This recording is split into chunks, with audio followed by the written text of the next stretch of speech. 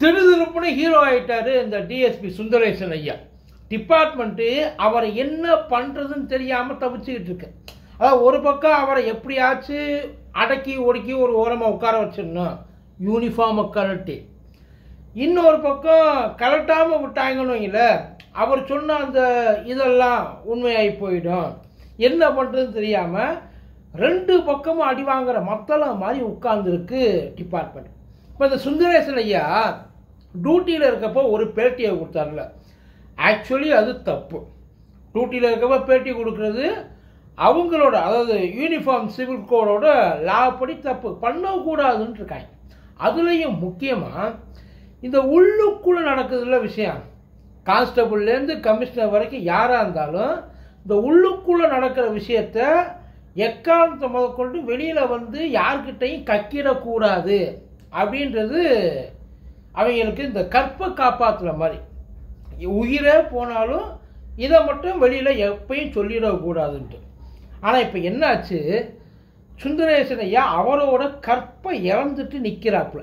காலங்காலமாக காப்பாற்றிட்டு இருந்த கற்பை இப்போ வந்து தானாக முன் வந்து இழந்திருக்காருன்னு வைங்கள.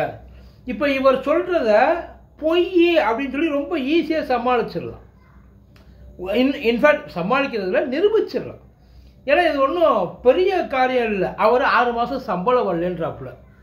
6 மாதம் சம்பளத்தை ஒருத்தனுக்கு பிடிச்சிருக்காங்கன்னா ஏன் பிடிச்சிருக்காங்க, அதுவும் டிஎஸ்பி லெவல், ஏன் பிடிச்சிருக்காங்க, எதுக்கு பிடிச்சிருக்காங்க, அப்படி என்ன ஒருத்தன் அரெஸ்ட் ஆகி அதை கேஸே நடந்துகிட்டு இருந்தாலும் அவனுக்கு பாதி சம்பளம் வரும். அதை கோர்ட்டில் அவன் மேலே எஃப்ஐஆர் ஃபைல் பண்ணி அவன் டியூட்டியில் இல்லை சஸ்பெண்ட் ஆகி அவன் போனாலும் அவனுக்கு பாதி சம்பளம் எப்பயுமே வந்துக்கிட்டு இருக்கும். ஒருவேளை அதுக்கப்புறம் அந்த கேஸ் முடிஞ்சதுக்கப்புறம் அவர் வந்து அப்பாவி அப்படின்னு எங்கேயாச்சும் வந்து ப்ரூவ் ஆகிட்டா பேலன்ஸ் இருக்க சம்பளத்தில் கால்குலேட் பண்ணி கொடுத்துருவாங்க. டியூட்டியில் இல்லாத ஆளுக்கே பாதி சம்பளம் வரும்னா டியூட்டியில் இருக்கிற ஆளுக்கு ஏன் முழு சம்பளம் போடல, அவர் ஸ்டேட்மெண்ட் எடுத்து காமிப்பார்ல. அது இல்லாமல் இவர் சொல்கிறது பொய்ன்னு பல பேர் வந்து சொல்லிகிட்டு இருக்காங்க.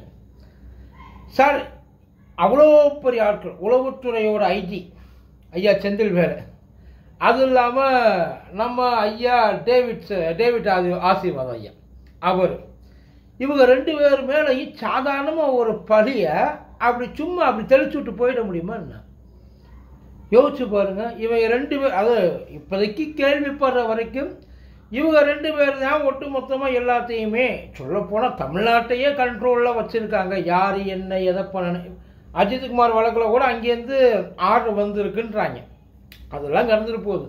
ஆனால் அப்பேற்பட்ட அதிகாரத்தில் இருக்க ஒரு ஆள் மேலே சாதாரணமான ஒரு டிஎஸ்பி, அவங்கள பொறுத்த வரைக்கும் டிஎஸ்பின்றவரை இந்த ஊரில் இருக்கிற ஒரு சாதாரணமான ஒரு ஆள், இந்த ஆள் அவரை ஈஸியாக அவளை டச் பண்ண முடியுமா என்ன? ஆரம்பத்தில் அவர் சொன்னது பொய் மாதிரி, அதை நம்புற மாதிரியும் தெரியல, அதை வந்து நம்ப முடியாமலும் இருக்க முடியல. ஆனால் என்னைக்கு இவங்க அவர் அந்த ஸ்டேட்மெண்ட்டுக்கு ஆப்போசிட்டாக இவங்க ஒரு ஸ்டேட்மெண்ட்டை ப்ரிப்பேர் பண்ண ஆரம்பித்தாங்களோ அன்னைக்கு கன்ஃபார்ம் ஆயிடுச்சு.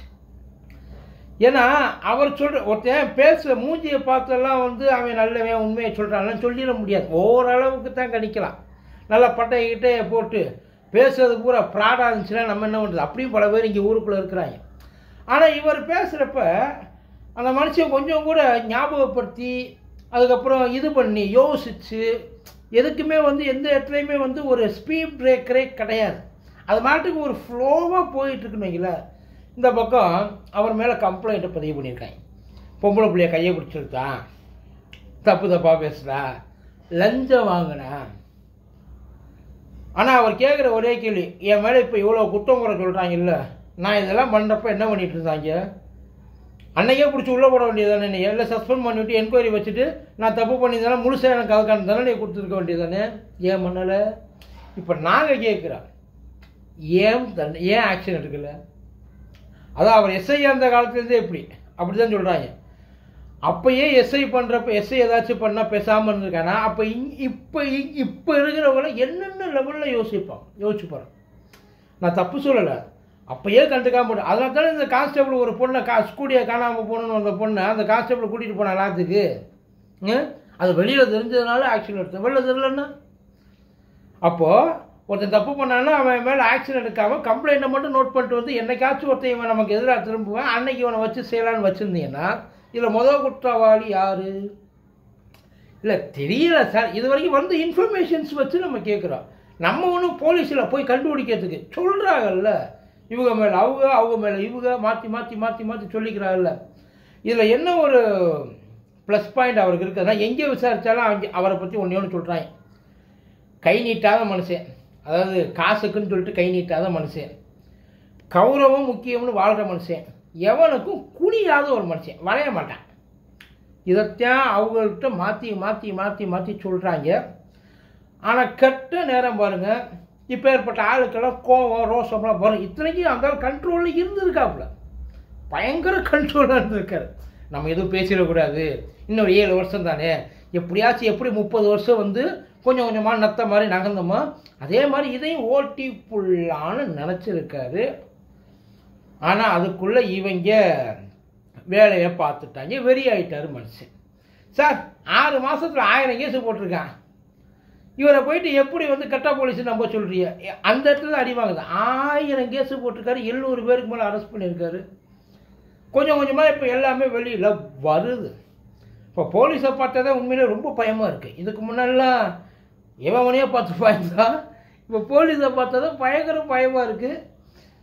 ஆனால் போலீஸையே இந்த பாடுபடுத்திருக்காரு. அதுவும் டிஎஸ்பி ரேங்கில் உள்ள ஒரு ஆளையே இப்படி தீச்சட்டியை சுமக்க விட்டுருக்காங்களே, நம்மளையெல்லாம் சட்டையை கிழிச்சிருவாங்கல்ல, சிக்குனா